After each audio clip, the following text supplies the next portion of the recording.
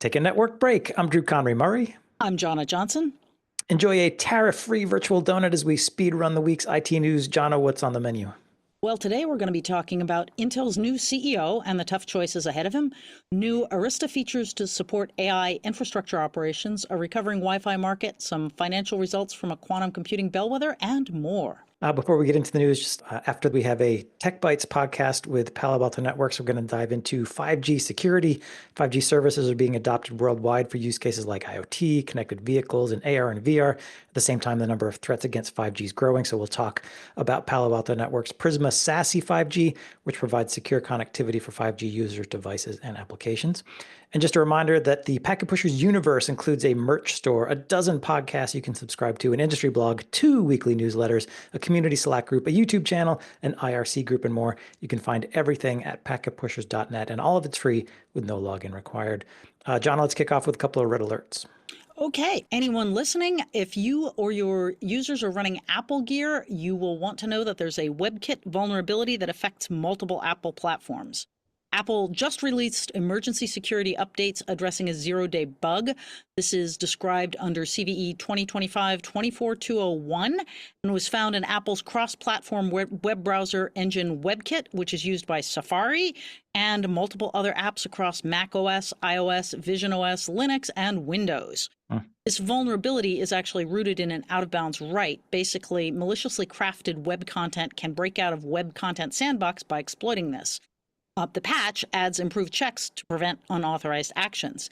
Here's the kicker. Apple says they are aware of reports that the flaw has already been exploited in extremely sophisticated attacks against specific targeted individuals on versions of iOS before 17.2.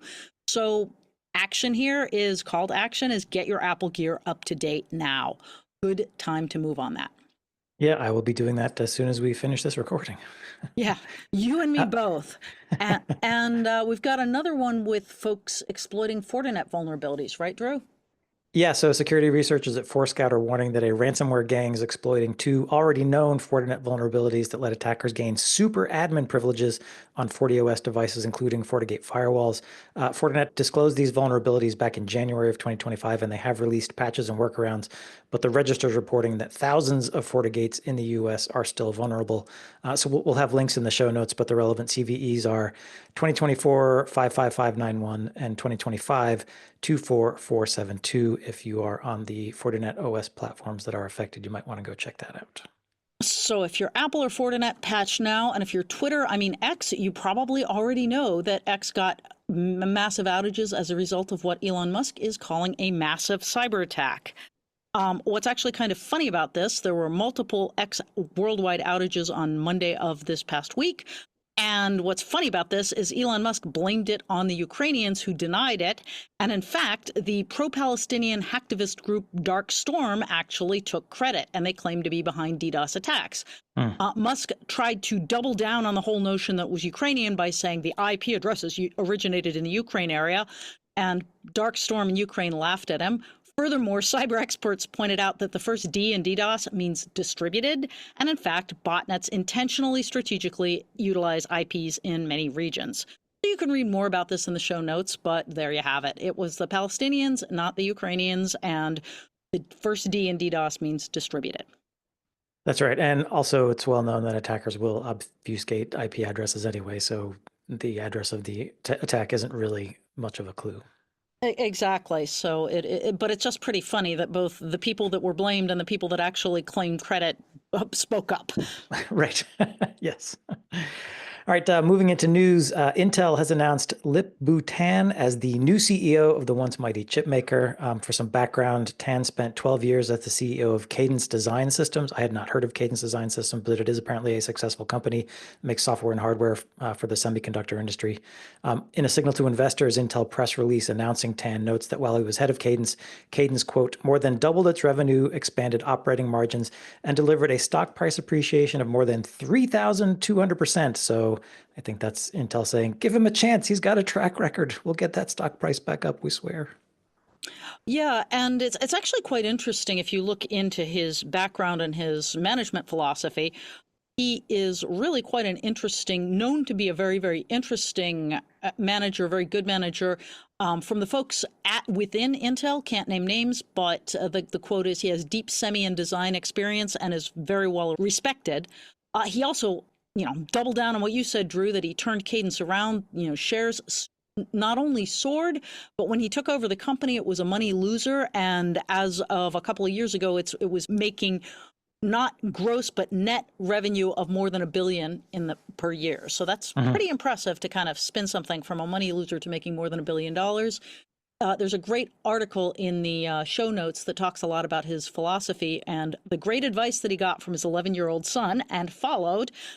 In a nutshell, he's one of those people that does not shy away from bad news. He's not about putting hype and sparklies and unicorns and rainbows on things. He wants to understand from customers and employees what is going wrong, and then gets everyone to work together to fix it, which kind of sounds like exactly what Intel needs at the moment. Yeah, for sure. And he was also apparently a member of Intel's board for a time. He did step down from that role in 2024 over disagreements about the company's direction. And so while he did step down from the board, it does sound like he has some experience with Intel at the board level, which will certainly help in the CEO role. Some other context in which he's stepping in. For one, the Trump administration is making noises about killing any future CHIPS Act disbursements and maybe trying to claw back grants already made. Intel has been a recipient of CHIPS Act's money. So that kind of threat, I think, is bad news and adds uncertainty for executives trying to get Intel back into profitability. Pat Gelsinger was there for about 3 years. Jana, do you have any thoughts on how long of a grace period Tan might have to turn around Intel's fortunes? I think he's going to have at least that long simply because he has such a track record of doing a turnaround. And, as we both mentioned, he was at Cadence for 12 years. I don't recall how quickly he got Cadence back into shape, but he's the type of guy that will do things right rather than fast. And I'm fairly confident that the board is going to give him the runway to do that because, all he has to do is sit down and say, look, this is going to take this long and let's hold fast to the path. And the likelihood that the path is the right path is higher than it might be for someone without his track record. Yeah, I guess I feel like somebody in his position has kind of two options. One, they can, actually try to engineer themselves back into profitability with good products and a sound strategy, but that does take time and money. I'm sure Pat Gelsinger said the same thing to folks at Intel. This is going to take time and it's going to take investment, and we know how that worked out. So curious to see how that goes. I think the other option is to bring in someone who's just sort of like a financial engineer and makes things sort of look good quarter to quarter while actually not addressing fundamental issues, and then inevitably the company gets sold off for parts or falls into private equity or gets acquired or whatever. Based on the little bit that I know about Tan, I think if he actually can get time and investment from investors and from the board, maybe he actually can do some good things here, but this remains to be seen. Well, it does, but I do think he's definitely option A in your two options. And, if anyone can bring Intel back, he can. So I think it's one of the best possible moves they could make to bring him on board. It's definitely a signal that says the goal is for this to be a highly profitable and highly successful company. Obviously, time is an issue, but there's always the value of doing things right. And obviously, Tan will make whatever cuts he has to make to get to profitability. That's something a lot of the reports talk about. And I'm not super worried about the CHIPS Act because in raw numbers, it's not that big a deal. I know you mentioned that, it's possible that the foundry business could get spun out. He's maybe not a huge fan, but Intel still has to remain the majority shareholder. So how the kinks get worked out there is interesting, but it may actually be a blessing in disguise if the government just yanks the chip funds, because that's just one fewer thing for Tan to have to deal with. I guess, but it's also like if they have to, come up with around $8 billion to pay back the government, that's going to be hard for him. I'm also curious if maybe he's going to benefit from, processes and procedures and strategies that Pat Gelsinger laid down but didn't have the time to see come to fruition. But yeah, we'll see that the clock is already running for Mr. Tan. So good luck to him. Yeah, and I think you're absolutely right. I think that's one of the things that happens both in companies and in politics, that sometimes one person will lay down the vision, lay down everything, and then people will just decide you didn't deliver fast enough, so we're going with someone else. And it is true that Tan and Gelsinger apparently had a very good working relationship, and Tan has no problem asking former leaders for advice. That's something he did at Cadence, and it was noteworthy. So I think any benefits that Gelsinger can bring to the table will certainly come through, Tan will reach out to him and bring them to the table. So I think, nothing is sure, but I think this is a very promising move. Yeah. Well, we'll see if, again, I think if, investors and the board can give him time and resources, maybe he can pull it off. Yep. And speaking of getting time and resources, in other news of major companies, HPE is cutting costs, including 5% of its staff, to deal with the upcoming Trump tariffs and the trade war, and Department of Justice resistance to the Juniper acquisition. Hewlett-Packard is reducing its workforce by about 3,000 over the next year to 18 months via about 2,500 layoffs and then anticipated 500 attrition. The staff reduction is one component of a broader $350 million cost reduction program that HPE is rolling out to counter server margin pressures, thanks to the U.S. tariffs driving up supplier prices. Yay. Oh, fun. Tariffs are fun. As well as the expected increase in retaliatory tariffs, aka a trade war, hurting sales overseas, and possibly the impact of the U.S. Department of Justice's challenge to HPE's $14 billion Juniper Networks acquisition. The CEO, Antonio Neri, told analysts on Tuesday that the layoffs and expected attrition will, quote unquote, better align the company's cost structure to, quote unquote, its business mix and long-term strategy. Yeah, I guess. I certainly can't quibble with trying to preemptively deal with risks that are on the horizon or arriving. It's just kind of a shame that we're in a position where we have to deal with a freaking trade war, which just doesn't make any economic sense. But rather than standing there and wishing it were different, at least they're taking action. So I guess that's a good thing. I guess I sort of wonder how much of this is actually due to tariffs, because in this environment, tariffs appear and then disappear depending on, whatever Trump's mood is that day. This seems like a good cover, saying it's due to tariffs for CEOs to do staff reductions, which we know happen pretty regularly in the IT sector anyway. So I don't know if some of this is actually attributable to tariffs or just to, the usual routine, fairly significant layoffs that companies go through. Oh, far be it from me to criticize your cynicism there, Drew. But I have to admit the tariffs are already having massive impacts in places that people don't expect. So, for example, if any of you have been in airports recently, certainly international airports are way empty. And in fact, Canada has pretty much cut off sending people, I say sending people, but college students in Canada are not going to Florida for their college break because they're mad about the tariffs and they're mad about being demonized. And so I think you're going to hear lots of complaints from airlines about the tariffs. Of course, airlines have their own other problem, which is the FAA being slashed and decimated and therefore letting planes fall out of the sky, which is never good operational move. But I do see, these tariffs are really, even the threat of tariffs has the impact of a tariff is the problem. And that's what I was kind of highlighting. It's, sure. Even if the tariffs come and go, you have to plan for the worst if you're a CEO. So it's as if they were here. Right. And in some ways, the nebulousness of the tariff threat becomes a problem in itself. Like, you don't know, well, what do I do? Is it happening? Is it not? So yeah, it's just chaos. Yeah, it just reminds me. One of my friends was a computer science researcher who did a lot of great groundbreaking work in queuing theory, and one of his personal beefs was when you're driving along the highway and you see the sign that says slow congestion ahead. The thing is, the instant you tap the brakes, you've created congestion. So it doesn't matter if there's congestion ahead or not. There could be absolutely no congestion, but there will be as soon as you put up one of those signs. And that's kind of what the threat of tariffs are. A really useful metaphor, yeah. Yeah. So there you go.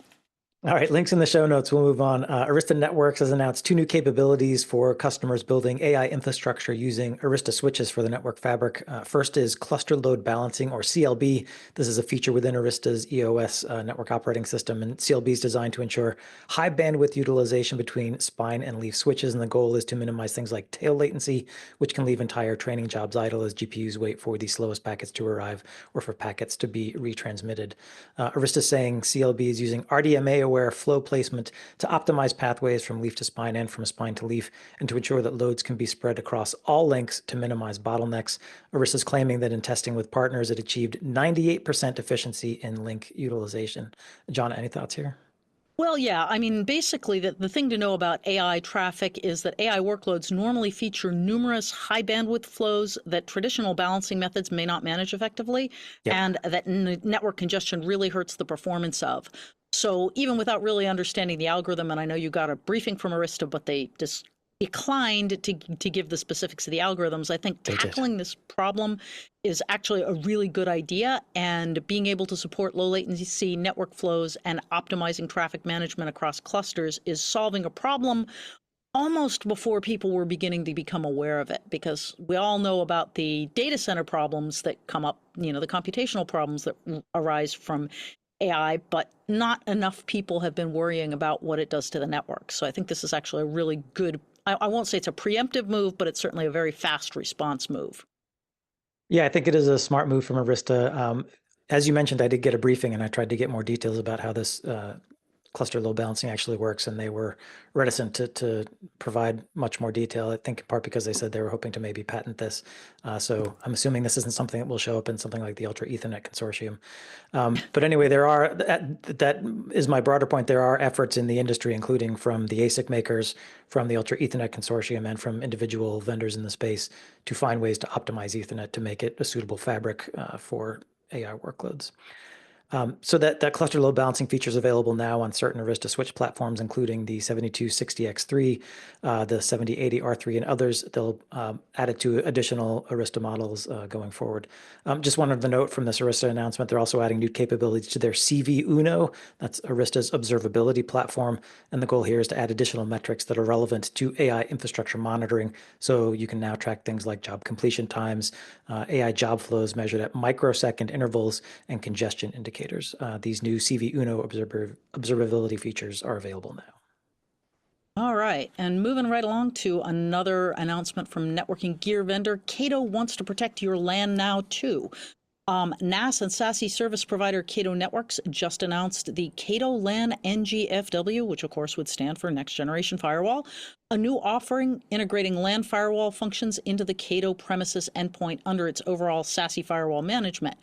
So essentially, Cato is converging the management of firewalls for LAN, WAN, and internet without adding additional hardware. So their claim is that they're bringing the SASE virtue of fully self-updating and self-maintaining next-generation firewall functionality to the LAN, shifting the burden of patching and emergency fixes from customers to Cato. So one side benefit of all of this should be that your entire network infrastructure is kept up to date if Cato does its job. Drew, any thoughts? I mean, as we talked about earlier in our red alert section, patching is always a problem. Updating is always a problem. If a SASE vendor can get updates to you without you having to know about it or worry about it, and without disrupting your operations, that's a good thing. So it's, I guess, a sensible addition for Cato. Yeah, that's kind of it's kind of like, yeah, good. Gold star for you. Moving on. Looks like Wi-Fi revenues are getting better. What say? Yeah, so full year 2024 wasn't great for Wi-Fi revenues. Sean Morgan, research director at the Delaware Group, said in a press release, quote, "The contraction in the 2024 WLAN market was the worst we have seen in over 20 years," end quote. However, there were signs of a return to the positive territory in Q4 of 2024. Enterprise WLAN revenues were up 7% compared to the previous year. So this Q4 numbers, Delaware is saying they're pointing to a recovery. They're anticipating double-digit revenue growth in 2025, driven, of course, by Wi-Fi 7 adoption. At the moment, Huawei is the current leader in Wi-Fi shipments globally, but Delaware says Cisco could contend for that leadership as it begins pushing its Wi-Fi 7 portfolio in earnest. Other vendors doing well are CommScope, HPE, and Ubiquiti, all of whom who posted double-digit WLAN revenue growth in the final quarter of 2024. So that's from Delaware, and the links in the show notes. Excellent.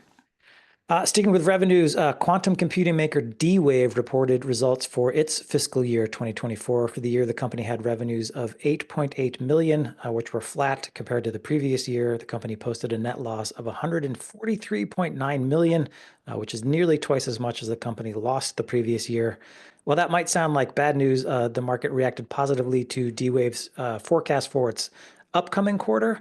D-Wave shares popped 15% on a positive forecast by D-Wave for Q1 2025.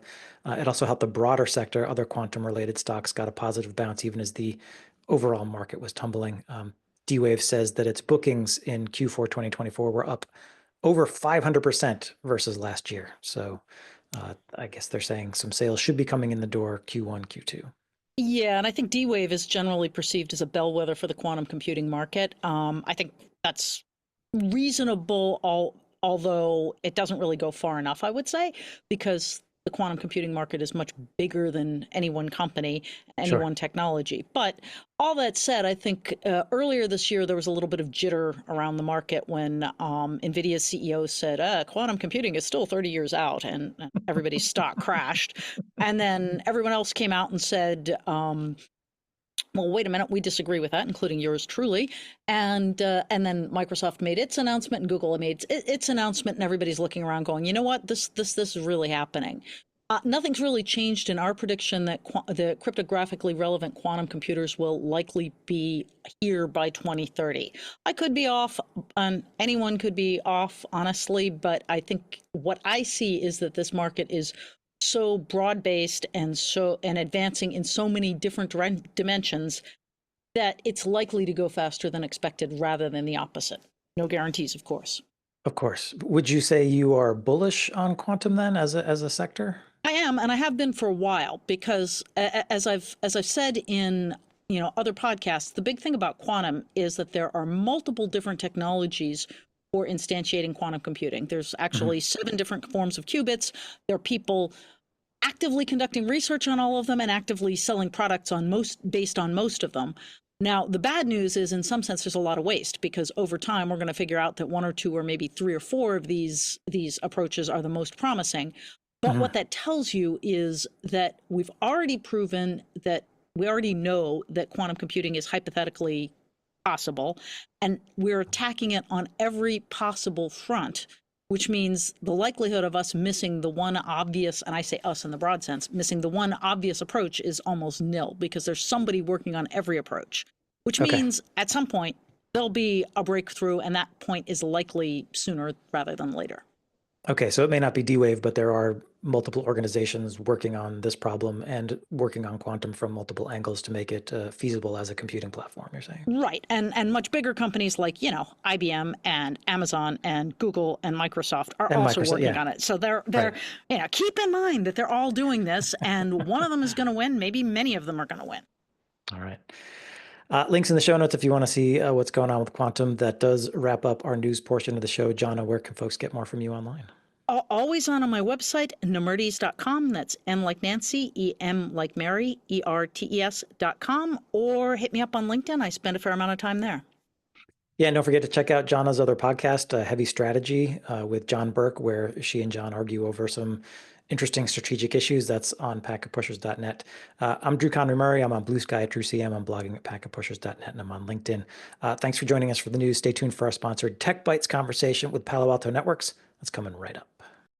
Today on the Tech Bytes podcast, we dive into 5G security with sponsor Palo Alto Networks. 5G services are being adopted worldwide for use cases such as IoT, connected vehicles, AR, VR, and at the same time, the number of threats against 5G is growing. So we're going to talk with Palo Alto Networks about Prisma SASE 5G that provides secure connectivity for 5G users, devices, and applications. We also talk about SIM-based authentication and how Prisma SASE 5G can tie into zero trust initiatives, and how Palo Alto Networks is leveraging AI to analyze events and identify and block attacks. Our guest is Anupam Upadhyaya, VP of Product Management, Prisma SASE. Anupam, welcome back to the podcast. Just to sort of set the table, can you discuss how 5G services are being adopted in the enterprise? Because I tend to think of 5G more as just like for my mobile phone. When we think 5G, I'm thinking fast speeds.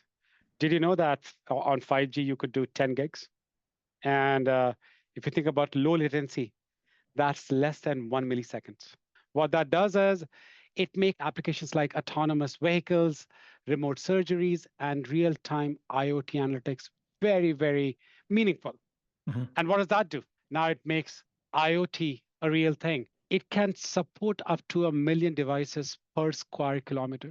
Think about the density. Now that is what 5G is truly enabling for you. And last but not the least, you must have heard about edge computing with 5G. which means 5G providers are pushing edge computing right to the edge, which enables faster decision making with high quality video.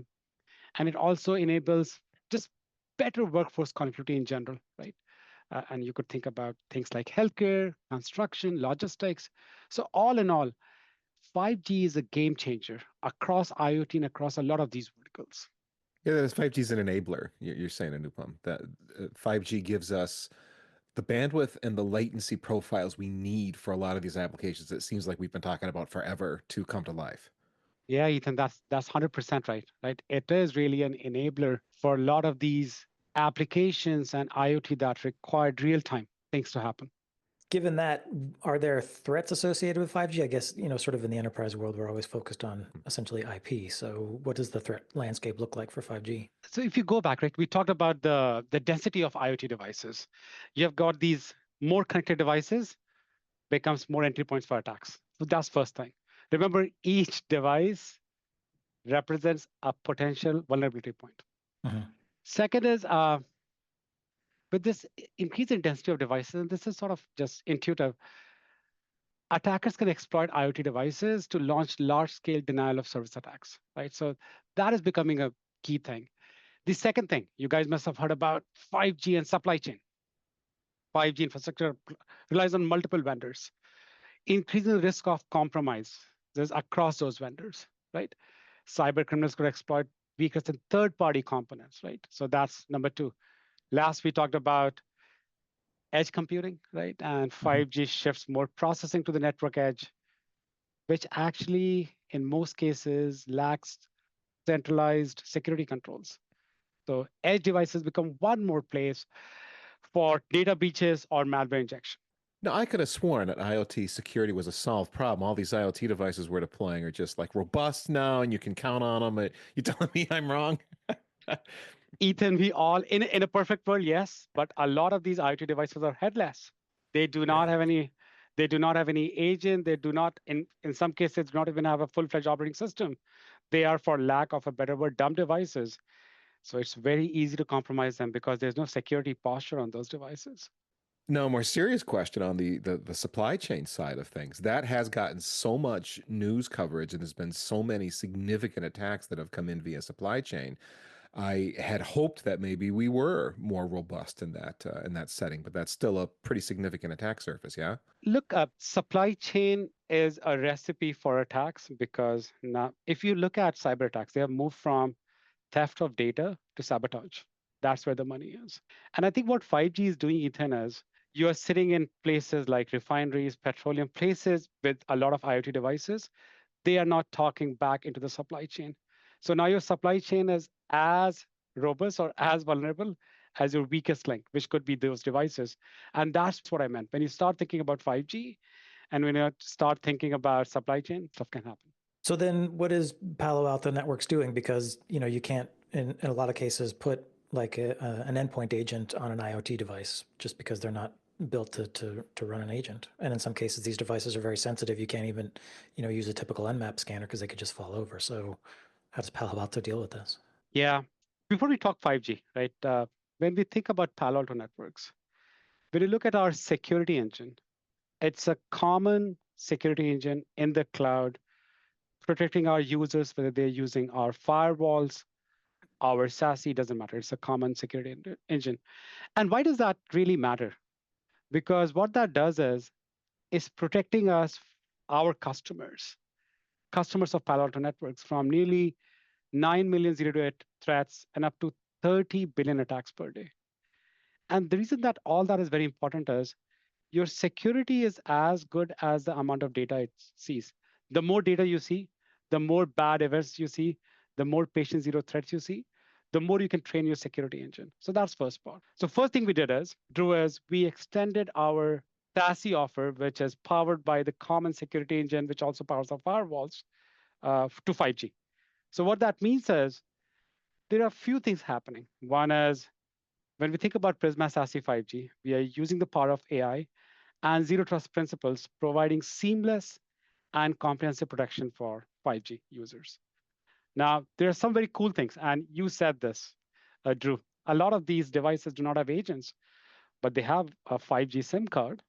So Mhm. what we have done is we have made it very easy to do 5G based SIM authentication to our SASE infrastructure, which means any device that might be a phone or might be an IoT device or might be a mobile laptop or a tablet having a 5G interface, it can seamlessly authenticate back into our SASE infrastructure. And why is that important, Drew? First of all, just you don't need agents. It's an agentless architecture. But the second thing is it's very seamless for the end user to use our service. No agent config required. You just take your phone, you do what you have to do. You take your IP devices, they do what they have to do, and then they start getting this world-in-class security protection from Palo Alto Networks, right? So that's the first part. The second part is, if you start thinking about coverage, if you look at our SASE offer, it is available across the entire globe because we run on top of hyperscalers like Google Cloud, Amazon, and Oracle Cloud. And what that does is that gives us points of presence to any place where these devices or users might be. And as we all know, security is much more effective the closer it is done to the user. The farther you do it from the user, the more costly security becomes. So this is where really the power of SASE and 5G come together to give you unparalleled security while giving you unparalleled efficiencies and high speeds with 5G. Okay, Nupam, there was a little hand wavy magic there that I want to understand. So you said, hey, we make it easy if you've got a 5G device to authenticate to our servers and we do all the inspection and it's amazing. Okay, but if I'm a mobile device manager or something like that as an enterprise, am I doing something to facilitate that? And on the flip side, if I'm a telco, is this interesting to me? Is that something, is this a service I can leverage? So Ethan, you had really asked two questions. One is, explain to me that magical thing where 5G devices seamlessly connect back to SASE. That was question one. And the second question was, is there something for the MSP? Let's start with the first part. Ethan, ultimately, in zero trust principles, I need to identify who you are. And I can do that based on your user ID or things that you might put in an Active Directory or some place where I can identify you, right? Or I could use your SIM, which has a unique ID, and use that as a way to authenticate you. So that's the magical part, right, Ethan? We are actually using 5G unique ID to authenticate back to SASE, and that's the seamless part, right? The customer does not have to go and create a new user ID or talk to a new identity provider. It's all just seamless. Whatever you are leveraging for your cell phone carrier is what we use for authenticating you back to SASE. So that's one part. The second part is actually a very, very meaningful question. See, a lot of times when it's MSPs operate at scale, right? And it's very hard for them to make changes. What we have done with our cloud-based SASE offer is we have made it very easy for the telco core to connect back to SASE. So our security processing node, which is Prisma Access by Palo Alto Networks, is running in Google Cloud or AWS. And you have got this telco core, which is the network, which takes your 5G traffic. And there's a concept called Service Provider Interconnect, SPI, that allows us to easily connect the core back to our service in the cloud, right? So it's pretty much seamless. It's like creating a network pipe between the core and Prisma Access. So what that means is, first of all, very easy to set up from an operations standpoint. But the second is it does not require any network re-architecture for the MSP. They do not have to go and put in one more device or think about routing in a different way. It's just, okay, here's your Prisma Access. Here's the service provider interconnect, and we are connecting that in an easy fashion. That's part one, Ethan. The second part, which I think is equally important is MSPs are thinking about new ways to make money, right? To monetize their offers. And with this construct of pairing with their network, we are leveraging their network infrastructure to provide our service. So now SASE is really their network and our security services coming together to provide a compelling differentiated security offer. So you're saying that I, as an MSP, am taking my customer's traffic and sending it into a Prisma SASE POP for whatever kind of security inspection I'm offering, but it's essentially badged as this MSP service backed by Palo Alto Networks? Backed by Palo Alto Networks and leveraging the MSP infrastructure, right? The MSP network infrastructure. Yes, true. Exactly right. And then that's a value-added service that I can resell to my customers as a telco?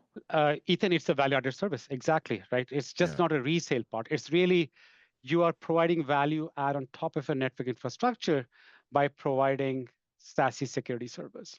So how about something like private 5G? I've heard of use cases where like a manufacturer wants to connect industrial controls over 5G, and so they buy essentially a private 5G service. They're not going with a regular telco. Is that something you can also support?